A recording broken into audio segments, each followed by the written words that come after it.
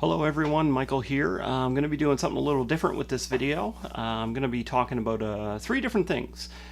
First thing I want to talk about is I just finally got around to watching Stitches, which is a killer clown film released quite a while ago. I think it might be 2012. And the second thing I want to talk about is I just got back from seeing Hellfest, which came out in theater just yesterday. It was a packed theater with maybe 16 people there. So I'll talk a little bit about that. And the third thing I want to talk about is Arrow Video's Blu-ray release of The Day of the Jackal. So if you don't want to hear me ramble about any of those, I'm going to put down some links so you can just click and go to it. So the first thing is Stitches, which is just right away I'm going to talk about. The second thing, if you want to skip that and just hear about Hellfest, there'll be a little link there. And the third thing, Day of the Jackal, here's another link if you want to go to that instead. Okay, so first thing was Stitches, released in 2012. I don't really want to say too much about it because it is an older film, but it was actually it was a pretty fun film. It's a kind of low-budget, campy, I believe, Irish film about a clown who is accidentally killed at a party, and clowns, if they don't finish the party that they do, this is the mythology behind the clowns in the film, if they don't finish the party, they have kind of like a restless spirit. So the kids that accidentally killed him at the party, it's like 6 years later at the kid's 16th birthday party, he throws a party. He throws a party, and Stitches the clown wakes up from the dead and comes to the party and like kills a bunch of the kids that like caused his death. The cool thing about Stitches is the special effects in it, the gore, the practical effects with all the killings and everything like that. There's some really funny, kind of hilarious, over the top, violent gore scenes. That's what makes Stitches a lot of fun. I mean, besides that, the acting's terrible. Like, it's just a low budget film. There's nothing super special about it. Of course, if you're afraid of clowns, then you'll be terrified of Stitches. But yeah, so it's definitely a recommend. I actually, when I watched it, I thought it was a series of films, but there is no sequel. There's no sequel to Stitches, which I was really disappointed with, because I would actually really want to see another one, because there was a little kind of thing at the end of the film that kind of hinted that there would be another movie in the series, but there never was. So definitely recommend seeing Stitches if you haven't seen it yet. Look it up. You should be able to find it. I think it's on American Netflix. I would definitely recommend giving it a watch. So next thing I want to talk about is Hellfest, the newest film that has come out in theaters. It is about a slasher at an amusement park, and let me look up. This is all live, folks. This is live entertainment here, so I haven't actually done any research, so you're going to have to watch me look up things on the fly. So what I want to look up right now is Hellfest. Let's see about the trivia for it, because I thought I read something about it. Maybe I'll speed this a little bit up. So I don't look like an idiot. Cool.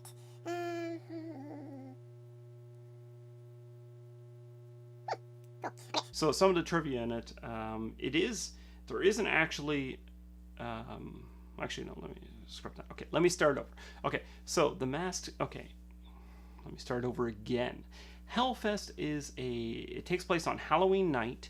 There is a group of kids, teenagers going, well, actually not even teenagers, or college students, who are going to an amusement park called Hellfest. Tony Todd is in the film. He is the one that does kind of the announcements over the PA system, the barker as they call him. Kind of the similar role to, he did the PA system. I think it was one of the Final Destination films. He was like the voiceover, I believe, or something like that. Because I know he played the mortician, but I thought he did like at the amusement ride, which might have been 3, I think, with that really terrible CGI roller coaster ride. Anyway, he's in it. He's the barker in it. He's not in it much. He does a lot of the voiceover barking, talking stuff, but if you're going to see it for Tony Todd, you're gonna be disappointed. Anyway, so the kids go to a Halloween, they go to Hellfest. It's a bunch of like amusement park, mazes, haunted houses, ghosts, goblins, scares, frights. The thing is, there's also someone there wearing a mask that's an actual serial killer. he murders people at the park. He's done it before, and now he's doing it again. So he targets our main actress, who is played by. Let me look her up and see here. Amy Forsyth. What? Amy Forsyth? Sif? Amy Forsyth? Forsyth? Anyways, Natalie. So he targets her, and it's just basically following her and her friends through the amusement park. If you're I'm a huge fan of the holiday, like the Halloween holiday and haunted houses, so I get a huge kick out of all the decorations and all the costumes and stuff like that. So that was what was cool, because the beginning of the film, it takes a while for the slasher to actually start slashing. So the film kind of relies on all those like kind of jump scares, haunted house attractions, until it gets into the killer doing his thing. When the killer is doing his thing, it's pretty cool. There's some pretty cool practical effects when he kills some of the people. There is quick cuts though, so I could see maybe there being an unrated cut when it comes out. Besides that, I mean, it is just your kind of typical slasher film, which relies on the kind of the environment to really the cool Halloween stuff to really keep you enticed throughout the film. I did actually like the killer in it. I don't know if they actually have his name. Yeah, I don't. Hellfest Halloween person? I don't know. Anyways, I thought it was kind of cool. It's kind of a cool ending to it as well. They're kind of leading up to a potentially continuing the series if it makes any money, but according to how many people are at my theater, I don't think it's going to make any money. If I had any issues with it, I would have to say some of the characters, some of the people in it are... I think I'm just getting older, so I just can't stand these like millennial... Well, nothing bad against millennials or anything, but I just can't stand the annoying people that are in it. Those annoying people that like the way they talk and everything. Of course, people probably find me annoying the way I talk, so hey, what can I do? Would I recommend checking it out? I think if you do like the slasher kind of flicks, it does kind of feel like a throwback 80s film with obviously modern technology. Yeah, I would say definitely give it I'd give it a recommend. I'd say give it a check. Go to the theater, support it. It's always good to support horror. So definitely recommend checking it out. So the last thing I want to talk about is Day of the Jackal on Blu-ray from Arrow Video. It is a political thriller released in 1971, I believe. I can't really go by the back. 1973. It was released in 1973. It's a political thriller. It's based on the 1971 book of the same name by Frederick Forsyth. God, another Forsyth. Best-selling status with his debut novel, The Day of the Jackal.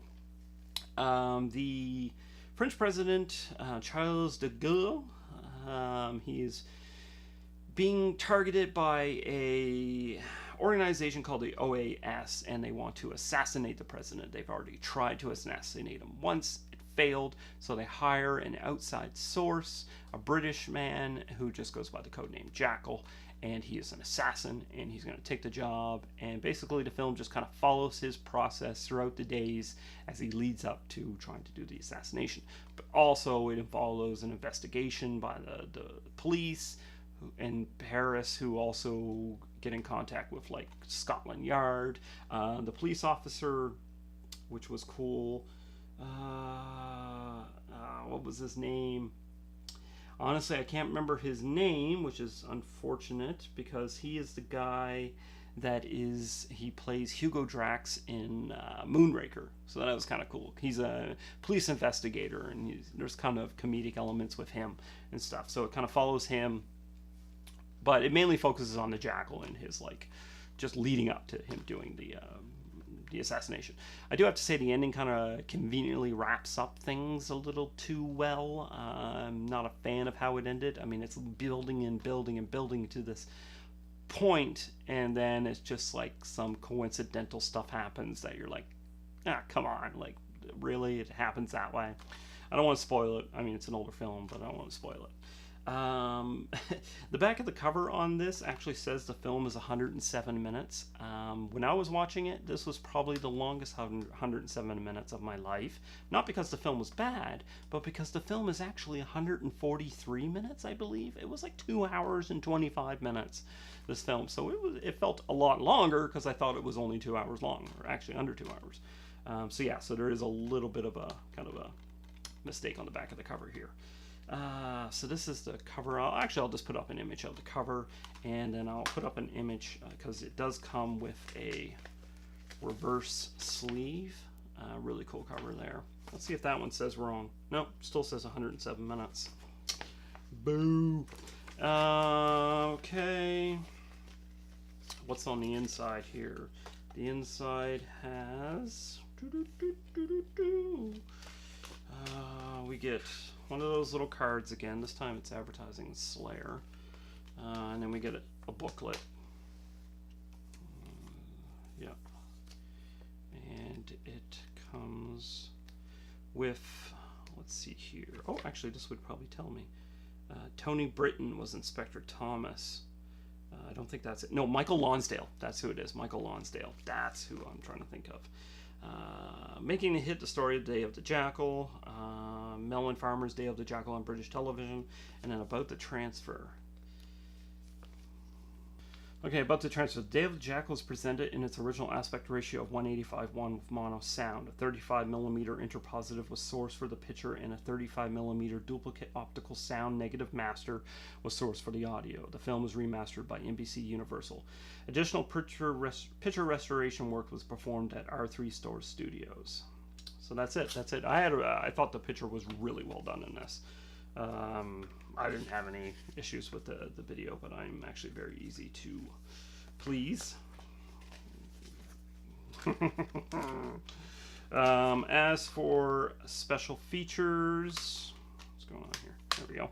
Special features, let me just see here. High definition, original, uncompressed mono. Not a lot of features in this, actually. There is a new interview with the author. Sorry, not with the author of Day of the Jackal, but with the author Neil Sinyard, author of Fred Zinnemann, Films of Character and Conscience. It runs about 36 minutes. He does a lot of discussing of the novel and discussing the film. Everything else after that is just archival stuff. 2 rare archival clips, just kind of like behind the scenes, and then an interview with Fred Zinnemann, which was just an archival interview. I'm sure there probably isn't a lot of people alive maybe with this film, so it's kind of hard to do any new interviews. There is, which is kind of cool, the original screenplay by Kenneth Ross. It's a BD-ROM, so you have to put it in a Blu-ray player in your laptop if you have one. And then there's a reversible sleeve, and then a booklet, which they actually don't mention on the back here. I thought there was a trailer as well, but I could be mistaken. But anyway, that is The Day of the Jackal. If you really enjoy political thrillers, it is a little bit of a slow burn, but it just keeps going. Like it doesn't. There's not a lot of slow periods in the film. There is a few where it slows down a little bit, like where the jackal kind of meets a woman and he kind of has a little bit of a love interest thing going on there. Something happens with her that I really don't understand exactly how it happened. If you watch the movie, you'll probably understand what I'm talking about. I don't want to spoil it, but it was a little strange. But yeah, definitely, it's just a really good film. And like I said, it is 2 hours and like 25 minutes, so it is a little bit of a longer film, but it only felt long to me because I thought it was going to be under 2 hours, but it still flew right by. So definitely recommend Day of the Jackal. Buy it on Blu-ray from Arrow Video. It is a recommend. I think I already said. Did I say it was a recommend? Pretty sure I said it was a recommend. So that's it. Summarize this incoherent mess of a video. Watch Stitches. Recommend it. Cheesy, but you'll have fun with it if you like practical gore effects. Watched Hellfest. It is also cheesy. Probably is not going to make a lot of money, but it has a cool slasher in it. It has some kind of cool cool practical effects as well, and the Halloween maze haunted house attraction stuff is really cool. If you like Halloween, the holiday Halloween, you'll love this movie. You'll love the environments and everything. And last but not least, which I just talked about, was The Day of the Jackal on Blu-ray from Arrow Video, which is a recommend from yours truly. So thanks for watching. I hope you have a great day, and peace, love, and I don't really know how to end this. I think I'm just going to cut it right there.